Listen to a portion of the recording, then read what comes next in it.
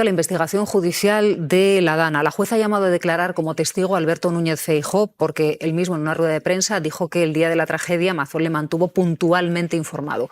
¿Usted cree que esta declaración de Feijóo va a contribuir a aclarar las cosas? No.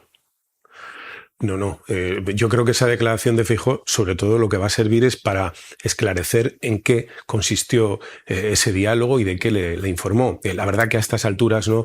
Yo creo que todos somos conscientes de que al señor Feijóo nadie le informó de nada y desde luego mucho menos el señor Mazón, porque si le hubiera informado a él en tiempo real, como dice, pues sería el único que lo hizo. Ni siquiera cogía el teléfono de su consejera. No veo muy bien cómo pudo comunicarse con el señor Feijóo en tiempo real, como él dice, pero en fin, comparecerá en sede judicial, tendrá obligación de decir verdad, cosa a la que él no está muy habituado, no creo que sea un escenario muy cómodo para él, y a partir de ahí, esclarecerá en qué consistió esa comunicación en tiempo real que él nos dijo de una manera, desde mi punto de vista, bastante imprudente aquella mañana del día después de la DANA, en el que yo creo que él quiso, hacer un alarde que yo creo que le va a pasar factura, porque pues va a tener que contestar a la jueza con la obligación de decir verdad que tienen los testigos en sede judicial, ¿no?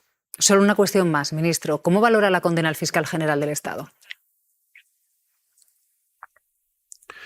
Bueno, tengo la misma valoración que el resto de miembros del gobierno, ¿no? La verdad es que con el tiempo que ha transcurrido, teniendo la oportunidad, además de haber leído el voto particular de dos magistradas que forman el Tribunal Supremo, en mi caso, además, tras 20 años de ejercicio de la abogacía, a mí se me sigue haciendo muy difícil creer que se pueda condenar a una persona por haber sido autor, bien directamente o a través de terceros, de una filtración de un correo electrónico, cuando han comparecido en la causa varios testigos que declaran, además que son los que tenían el correo electrónico, porque lo publicaron, que declaran que no fue esta persona la que les dio el correo. Es decir, habiendo, como hay testigos de descargo tan importantes y no existiendo una prueba directa de la comisión del delito, la condena se me antoja un poco menos que inverosímil. Pero, en fin, es lo que ha hecho el Tribunal Supremo. Ahora se seguirán las vías, imagino, de recurso a los tribunales a los que se puede acudir en este caso, teniendo en cuenta que el Supremo es la más alta instancia y que el resto, pues es el Constitucional o un tribunal europeo. Pero, sinceramente, desde el punto de vista jurídico y de jurista que soy, desde luego no es una sentencia esperable en condiciones normales, ¿no? ¿Cree que Álvaro García Ortiz ha sido sometido a un juicio justo, que se ha respetado su presunción de inocencia, ministro? Bueno, yo es que he leído muchas cosas y creo que la presunción de inocencia fue arrumbada desde el minuto uno. Desde el minuto uno en el que se centra la investigación en una persona cuando al correo electrónico accedieron cientos de personas.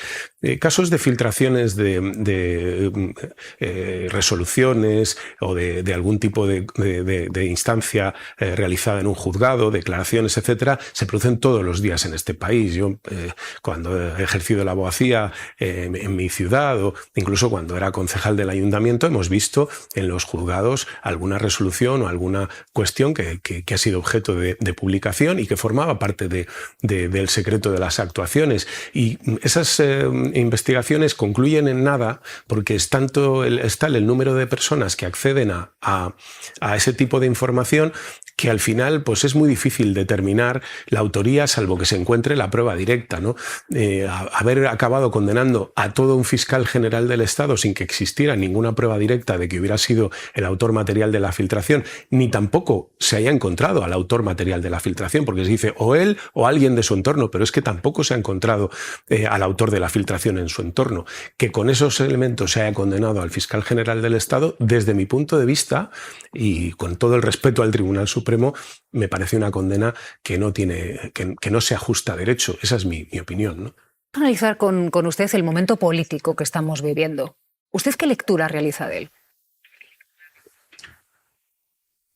Bueno, pues es la misma lectura que hace un año, la misma lectura que hace 2 años, es decir, una derecha que no acepta los resultados electorales y que busca todas las fórmulas posibles para intentar que la legislatura acabe cuanto antes, ¿no? Esta es la situación del país, ¿no? Muy difícil trabajar con el Partido Popular en este momento y con la derecha de este país y bueno, nosotros vamos a seguir adelante, tenemos una hoja de ruta que estamos cumpliendo, llevamos 52 leyes aprobadas, ¿no? en lo que va de mandato, Gobernamos cada martes con decisiones en el Consejo de Ministros que tienen una trascendencia práctica en la vida de la gente, como esta, por ejemplo, que hemos anunciado ayer, como el incremento del salario de los funcionarios, de las pensiones, salario mínimo. Es decir, nosotros vamos a seguir trabajando por este país y mientras otros, pues bueno, hablan de elecciones anticipadas. Llevan haciéndolo, como digo, pues camino de 7 años y medio, casi 8 años, ¿no? Uh-huh.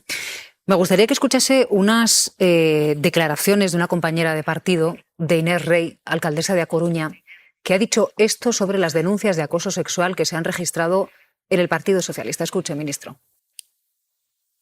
Echo de menos que mis compañeros salgan a hablar, compañeros hombres, con cargos políticos importantes. ¿Dónde están? ¿Dónde están? ¿Dónde están los hombres feministas? ¿Qué le diría, ministro? Quiero mucho a Inés, la respeto muchísimo, es una alcaldesa extraordinaria y una mujer muy inteligente y probablemente tenga razón en alguna de las cosas que dice, ¿no? Yo creo que en este asunto lo importante es analizar cómo está reaccionando la organización. Ninguna organización está libre de machismo. Por desgracia, el machismo permea la sociedad de arriba abajo.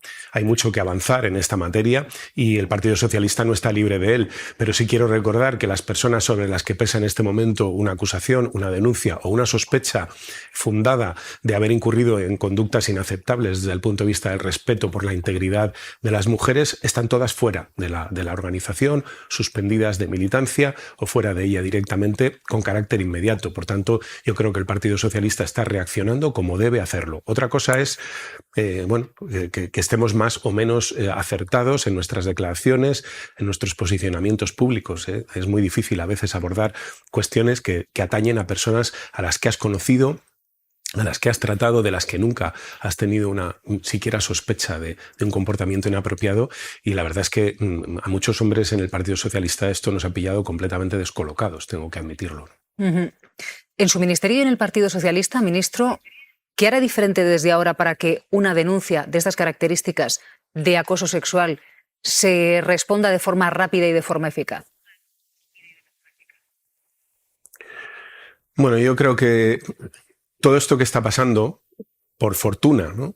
Desgracia que esté pasando, pero por fortuna nos va a servir para convencernos de que no podemos relajarnos, de que no podemos pensar que porque somos el Partido Socialista, porque somos una formación política de izquierdas, estamos blindados contra este tipo de comportamientos. Yo creo que probablemente hemos actuado con un exceso de confianza.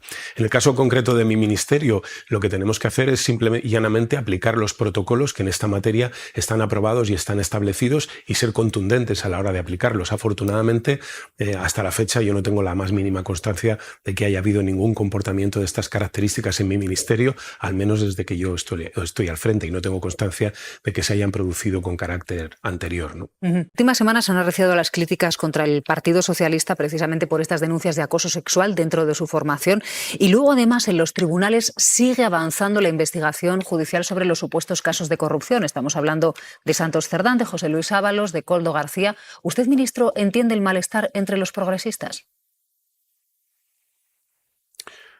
¿Cómo no lo voy a entender? Lo entiendo, lo comparto, soy partícipe de él, formo parte de una organización que tiene casi 150 años de vida y una organización además que se ha forjado con la sangre y las renuncias de mucha gente, incluso a su propia libertad durante mucho tiempo.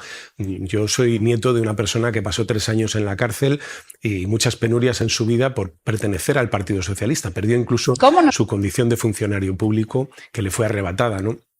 Y por tanto sé los sacrificios que ha hecho mucha gente por estas ideas y por esta formación política que crea todo el mundo que a quien más rabia le da lo que está sucediendo en materia de corrupción con algunas personas que han fallado a la confianza que se depositó en ellas es precisamente a quienes integramos el Partido Socialista, a quienes sentimos el Partido Socialista y a quienes creemos que el Partido Socialista es el instrumento indispensable para garantizar la igualdad y la justicia social en nuestro país. Y da mucha rabia que haya quien no ha tenido eso presente y ha puesto por delante intereses personales y además mucha estupidez, porque la realidad es que han dañado a la organización, han dañado al sistema político, al mensaje que nosotros transmitimos y además se han hecho daño a sí mismos. A la vista está las consecuencias que están sufriendo en su vida personal por decisiones abiertamente equivocadas y que nunca tenían que haber tomado, ¿no?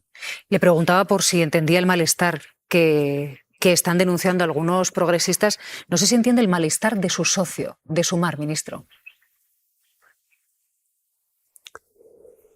Bueno, el malestar lo puedo entender porque, insisto, yo lo tengo y lo tenemos los que integramos el Partido Socialista y lo comparto, ¿no? Otra cosa son las soluciones que se proponen, ¿no? La verdad es que no les encuentro mucho sentido, pero, en fin, el malestar, claro, ¿cómo no lo voy a compartir? El malestar es lógico y compartido, vamos. Sumar pide una remodelación de gobierno directamente, porque en un primer momento pidió el avance hacia políticas sociales, pero ahora dice que con eso no basta, que se necesita una remodelación del gobierno. Pero ayer el presidente la descartó. ¿Cuál es la solución? ¿Cuál es el gesto que, en su opinión, debe hacer la parte socialista del gobierno para seguir manteniendo esta relación con Sumar? Yo es que ofrecer sacrificios en el altar pues lo considero más una medida religiosa que política. Yo no entiendo muy bien la relación entre un caso de presunto acoso en Monforte de Lemos o en Almusafes con el gobierno de España. No sé qué va a resolver que el gobierno de España se remodele en relación con esos casos. Ahora, insisto, si de lo que se trata es de ofrecer sacrificios en el altar, pues bueno, pues hagámoslo, ¿no? No sé si tampoco en la propuesta que hace la señora Díaz se incluyen los ministros de Sumar. No sé si también hay que remodelarlos a ellos. En fin, le encuentro muy poco sentido. Yo creo que hay que intentar anudar a las acciones unas reacciones que tengan una mínima relación, ¿no? Yo recuerdo un caso de acoso en Sumar de nada menos que el portavoz del grupo parlamentario. No recuerdo, desde luego, ningún ministro del Partido Socialista que saliera a pedirle a la señora Díaz que hiciera un cambio en su estructura de partido, ni siquiera en el propio gobierno, y por tanto no encuentro muy bien cuál es la relación en este caso, pero en fin, cada uno es libre de plantear lo que quiera. Yo creo que es mejor la coherencia para que la gente entienda un poco qué es lo que se propone y cuál es su propósito, ¿no? ¿Y no sería partidario de realizar un gesto político hacia sus socios de Sumar, ministro? ¿De qué tipo? Es que no acabo de entender muy bien. Digo, los gestos políticos, en este caso... Se lo planteo, ministro, porque es lo que exigen desde el otro ala del gobierno. Entonces ellos le piden la remodelación. Ustedes desde el ala socialista dicen remodelación no. Nos explicaba usted, porque los sacrificios no conducen a nada. Pero lógicamente hay un malestar. Mire, ¿cómo van a paliarlo ustedes? Pues es que no, la verdad que no entiendo muy bien, ¿no?, cómo se va a paliar ese malestar haciendo una remodelación de gobierno que, insisto, no sé si incluye también a los ministros de Sumar. En todo caso, a mí me llama mucho la atención, ¿no?, que se realizan una serie de peticiones que al final son prerrogativas exclusivas del presidente del gobierno, porque aquí se habla, estaba escuchándoles de, no, hay que convocar elecciones y pasa no sé qué. Bueno, eso depende de lo que decida el presidente del gobierno, ¿no? Porque quiero recordar que la prerrogativa de convocar elecciones la tiene el presidente del gobierno por ley. Es decir, la ley pensó en su momento que una vez que se deposita en una persona la confianza para ser presidente del gobierno, se le atribuye a él la capacidad de decidir si hay razones o no para convocar elecciones. Pues con el gobierno pasa lo mismo. La composición del gobierno es una decisión única y exclusiva del presidente del gobierno. No sé, que piensen en alguna otra cosa. No sé qué es el gesto que hay que hacer, pero desde luego a mí me parece que la remodelación de gobierno está completamente fuera de lugar y no guarda ningún tipo de relación con los problemas que estamos viviendo, y desde luego no tiene nada que ver con las soluciones que hay que implementar para evitar el acoso, para atajarlo cuando se produce, o evitar la corrupción y atajarla cuando se produce. O es que la corrupción está en el gobierno, o es que hay algún caso de acoso en el gobierno. Insisto, no entiendo muy bien la relación entre acosos o supuestos acosos en Almusafes o en Monforte de Lemos y el gobierno de España, sinceramente. El presidente del gobierno sí que se mostró partidario ayer, ministro, de reactivar, digamos, la relación con los socios de investidura, y en este sentido ha convocado a Junqueras para una reunión el mes que viene en el Palacio de la Moncloa. ¿Cuál es el objetivo de este encuentro? Yo creo que la palabra reactivar, no sé si la empleó el presidente del gobierno, pero en todo caso también yo le escuché decir que nosotros hemos trabajado durante toda la legislatura de la misma manera, que es dialogando, buscando acuerdos cada semana. Yo, además de ser ministro, soy parlamentario, tengo que ir a votar todas las semanas. También he encabezado negociaciones en relación con leyes importantes, como la ley de movilidad sostenible, que se ha aprobado hace bien poquito, ¿no? Y sé el esfuerzo de diálogo que hace permanentemente el gobierno con los distintos grupos políticos. Por tanto, lo que el presidente del gobierno va a hacer es continuar en la misma senda de diálogo con el resto de grupos e incrementarla o intensificarla en este momento si es necesario para limar asperezas o trasladar un mensaje de tranquilidad y de futuro a los socios de gobierno o a los grupos parlamentarios que han apoyado la investidura, ¿no? Ministro, ¿la relación con Junts está rota?